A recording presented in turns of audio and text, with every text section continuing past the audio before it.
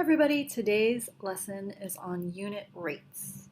As a reminder, you do not need to write down everything we cover in this video, but be sure to jot down important information and at least one example of each type of problem we cover. Also remember that you can pause to jot down important notes, rewind the video to view information again, and fast forward if you think you got it. But be careful, be sure that you don't fast forward too much and you miss something important. So let's begin. The important vocabulary word for this lesson is unit rate.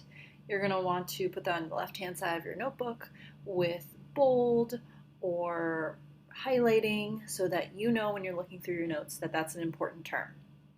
A unit rate is a special ratio that tells us how much of the amount is in one unit of the other amount. And if that sounds confusing right now, it's okay. We're going to go over some examples. Just remember that it's a special ratio and it requires you to find one unit of one of the amounts. It's used a lot in measuring, and order, again, matters just like in your ratios. So here are some examples of unit rate. $2 for every one toothbrush. So notice that we said that one of the amounts is in one unit. So the toothbrush is the one unit here.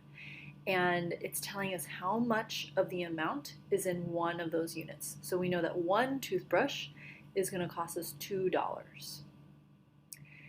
Another example is for measuring as well. The first one was measuring cost. The second one is measuring speed. So 50 miles per hour. It doesn't have a 1 for the hour, but it's pretty much assumed that it's 1 hour because hour is singular. If it was more than 1 hour, it would have hours with an S.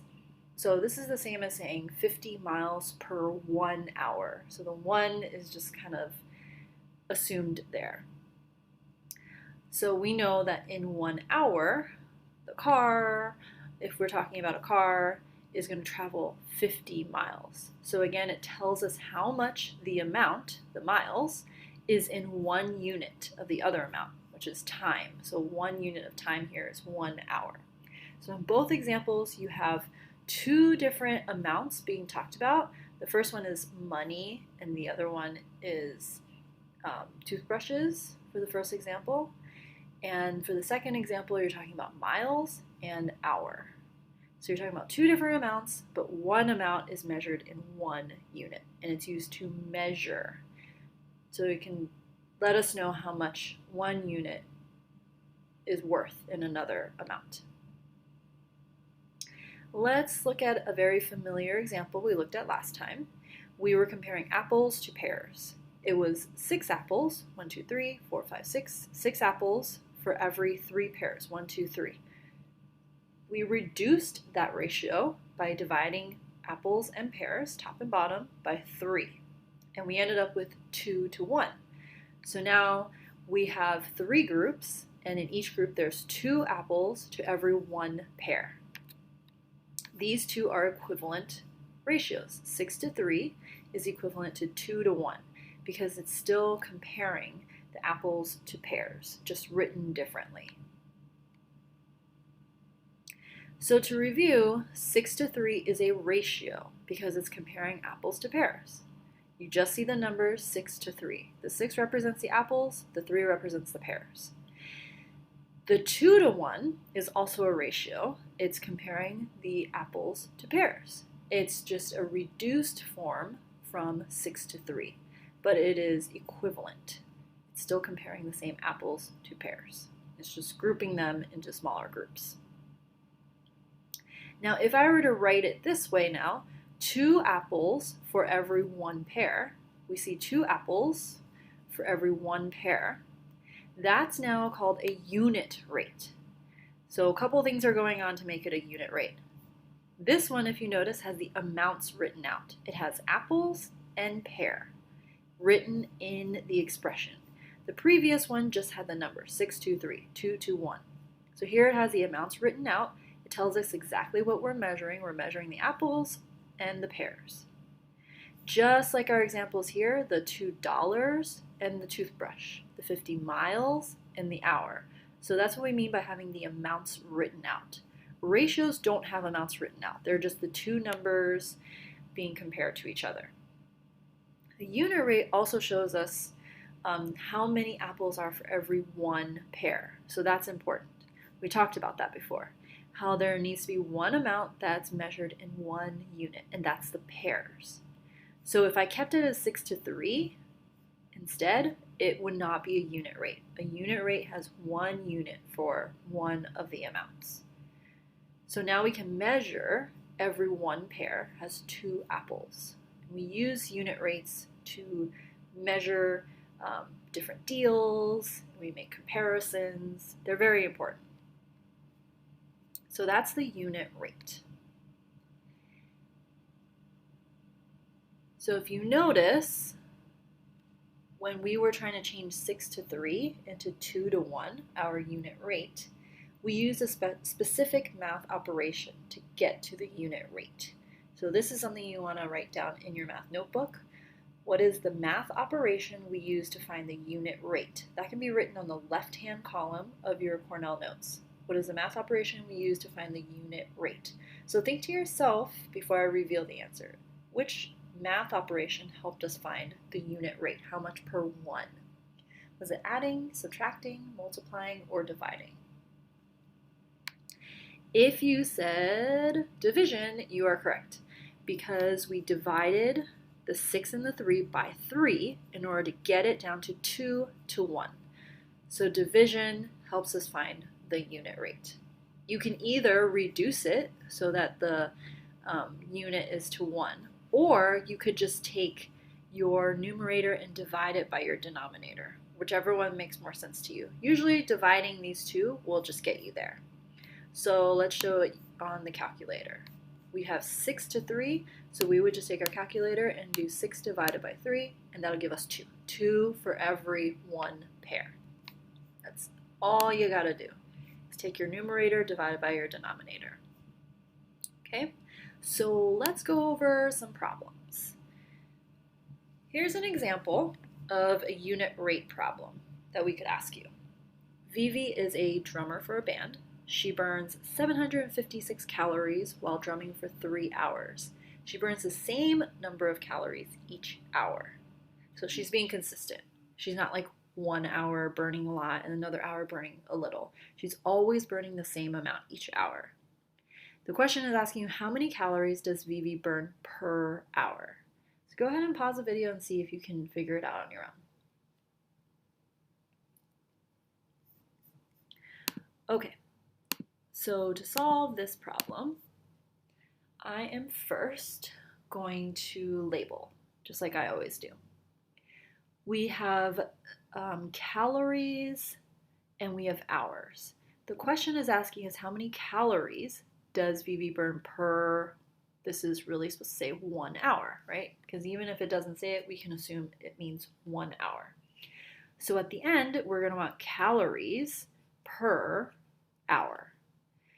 I'm writing this out so that I know the order. Remember, rates and ratios order matters. I see calories first, and then I see the hour. So I want to find calories per 1 hour.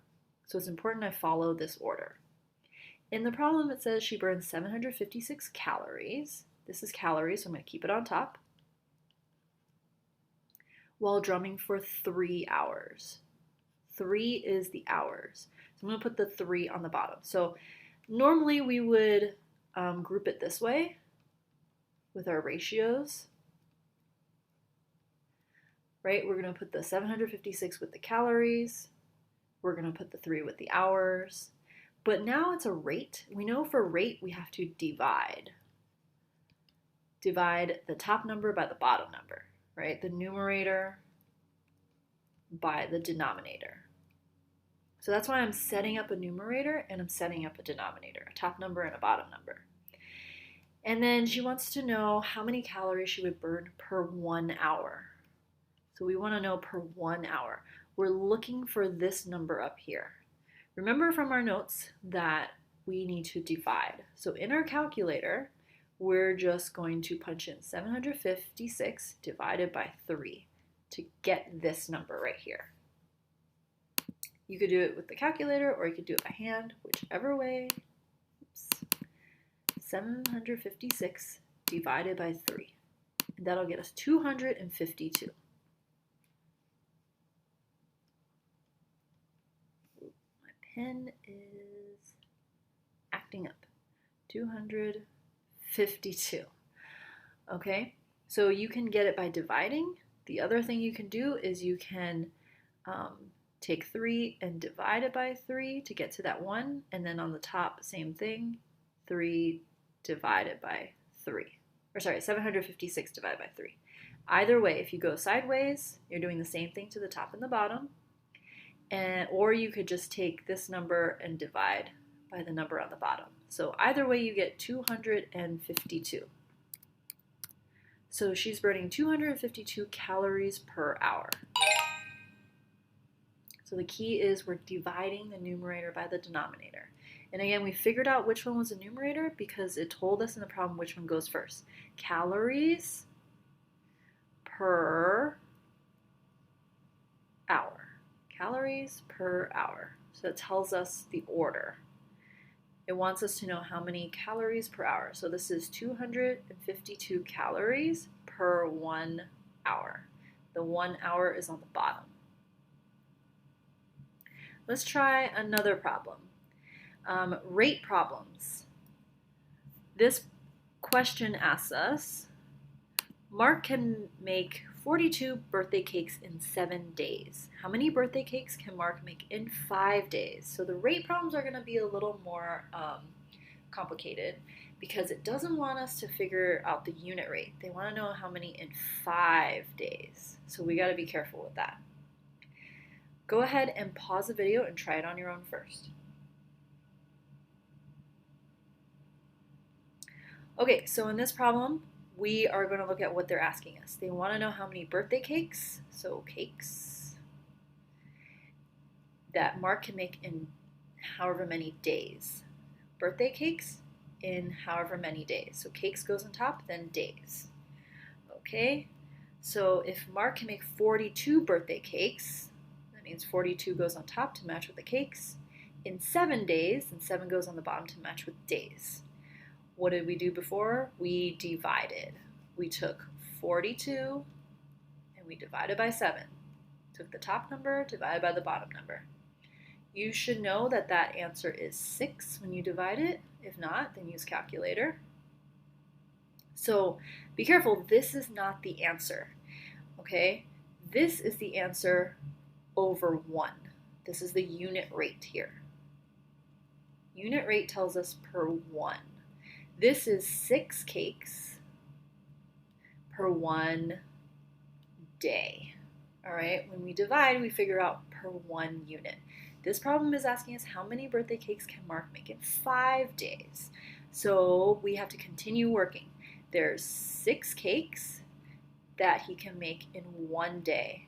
So how do we get to how many he can make in 5 days? This is for 1 day. 6 birthday cakes in 1 day. Now we got to make it to 5 days. So you could multiply 1 by 5 to get to 5. But remember, if you do that on the bottom, you have to do that to the top. So 6 times 5 to get to 5 days. So that's 30. 30 cakes in 5 days.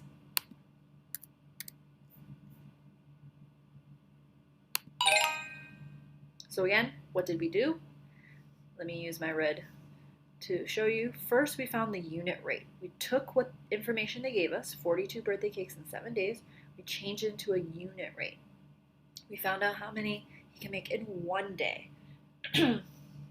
Then, looking at the question, it says we need to figure it out for 5 days. We took how much he can make in 1 day and multiplied by 5 to find out for 5 days. Okay, try this one on your own. Pause the video and try it on your own.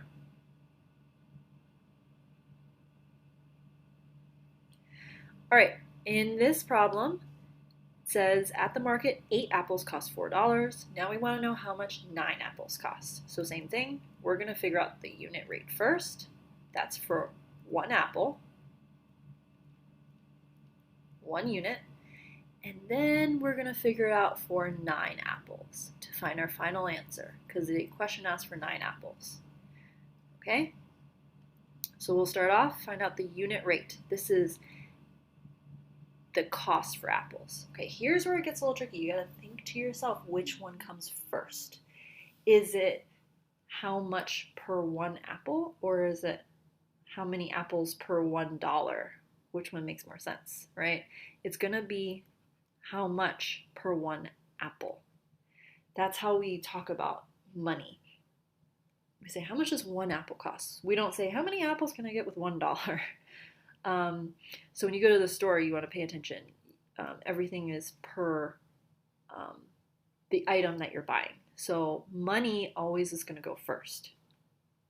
So how much does 8 apples cost? $4. $4 for 8 apples. Money is going to come first.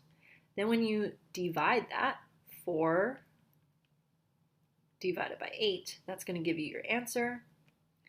4 divided by 8 would be 50 cents, 0.5. Okay, so that's how much it costs for 1 apple. 50 cents for 1 apple. Now that we know it costs 50 cents for 1 apple, remember money goes first, then the item that you're buying. It's 50 cents for 1 apple, so we need to figure out how much it would cost for 9 apples. So we are going to multiply by 9, top and bottom. So whatever 9 times 0.5 is, you should get 4.5 when you put that in the calculator or do it by hand. So that's $4.50 for 9 apples, 4.5. Okay, so for these problems, they're a little more complicated. They don't just have you look for the unit rate. You have to use the unit rate to then figure out how much it would be for a certain amount. And remember, for unit rate, you're just dividing. If there's money involved, that money comes first, so you can figure out the cost for each item. Then with the unit rate, you're going to usually multiply so that you can find out how much it would cost now for a certain amount of that item. So if it was 50 cents for each 1 apple, you can think to yourself, okay, that's 1 apple's cost, 2, 3, 4, 5, 6, 7, 8, and 9. So that's 2 together would be $1. So that's why it's 1, 2, 3, $4 and the 50 cents left over. So that's why the 4.50 works for 9 apples, because each of the apples costs 50 cents. Okay, and so we got that from the unit rate. And that's about it for us today. You're going to practice using or finding unit rate and then using unit rate to then find other costs as well. Let me know if you have questions as you work on these exercises, and I will see you in class.